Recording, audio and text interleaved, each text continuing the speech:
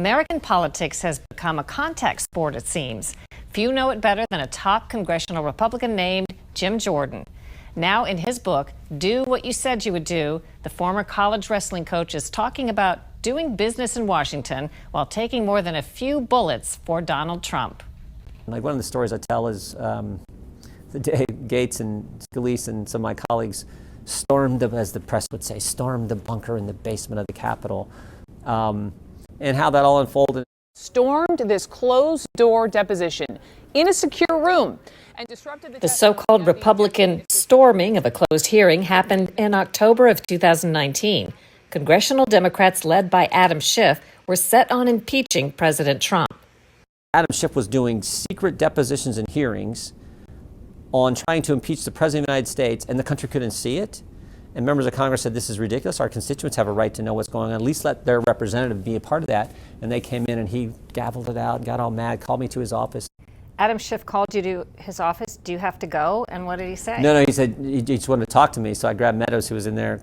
It's interesting because there was a few guys who we probably were in more depositions than anyone else, probably even more than Schiff. Mark Meadows, myself, Scott Perry, and Lee Zeldin. Listening to other people giving testimony. Yeah, and so he was upset that these other members wanted to be there and hear what was going on. Gavelled a close to the deposition and the hearing, and asked me to come down to his office. I grabbed Meadows and Perry. We went down to his office and had a little discussion. And he told me, he goes, "You got to tell him to leave." I go, "I got to tell him to leave. You're the chairman. I'm kind of glad they're here."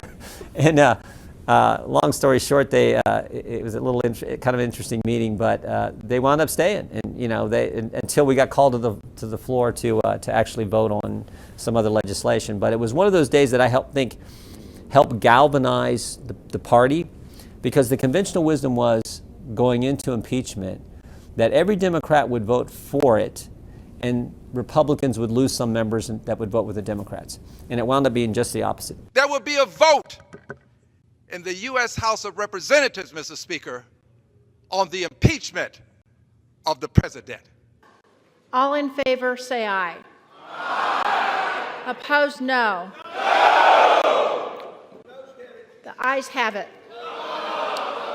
Every Republican voted against impeaching President Trump, which was the right decision, right position. And then 2 Democrats voted with us, and a third switched parties and voted with us. So, and I think that moment really helped bring our team together and show the American people how ridiculous this whole thing was.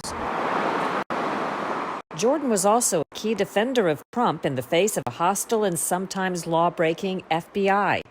The Inspector General eventually recommended criminal charges against ex-FBI Director James Comey and Deputy Director Andrew McCabe, but the Department of Justice gave both a pass and didn't bring charges. More recently, an FBI lawyer was convicted of doctoring a document to get a wiretap and spy on a Trump associate. And thanks to an ongoing investigation by U.S. Attorney John Durham, we now know more.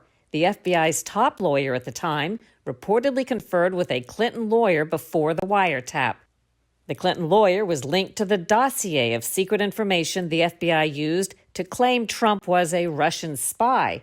The dossier was actually political opposition research paid for by Democrats. I think they knew. I think Jim Comey knew the dossier was garbage, but they needed a reason to do what they wanted to do, which was to go after President Trump. If the tail is wagging the dog and the government is doing this, then who does ultimately hold them accountable? Because once again, we're back to the FBI and the Department of Justice, many of the same people still there or who know the people involved. Are they going to be left to do investigations about who's accountable? Well, ultimately, Congress has got to do the oversight, but we can't, as you know, we can't prosecute anyone. And if we're fortunate enough to be back in the majority in January of 23, which I think is a darn good chance that happens, then we will do the oversight and we will have the hearings you need to have to get the information out there. But in the end, for people to ultimately be held accountable and people to be prosecuted, it takes a Justice Department willing to do that. My guess is that's not going to happen until President Trump runs in 24, is elected president. So we're talking in sometime in 2025. You think he runs in 2024? I'd bet my house on it. I mean, he hasn't said anything officially, but I want him to run. I mean, you think about the title of our book, Do What You Said You Would Do. No president has done more what they said they would do than President Trump. I mean, I used to do this list during the campaign. He said he would cut taxes, he did. He said he'd reduce regulation, he did. Said he'd build the wall, he did. Said he'd get out of Iran deal, he did. Said he'd put the embassy in Jerusalem, he did. Said he'd put conservatives on the court, he did. Gorsuch, Kavanaugh, Coney Barrett, said he, I mean, on and on we could go. And he did all that with everyone in this town against him. Every Democrat, everyone in the mainstream press, everyone in the bureaucracy. Some Republicans. And I was just getting rid of that. Some Republicans. You beat me to the punch. What is it like to have been targeted because you were in that orbit?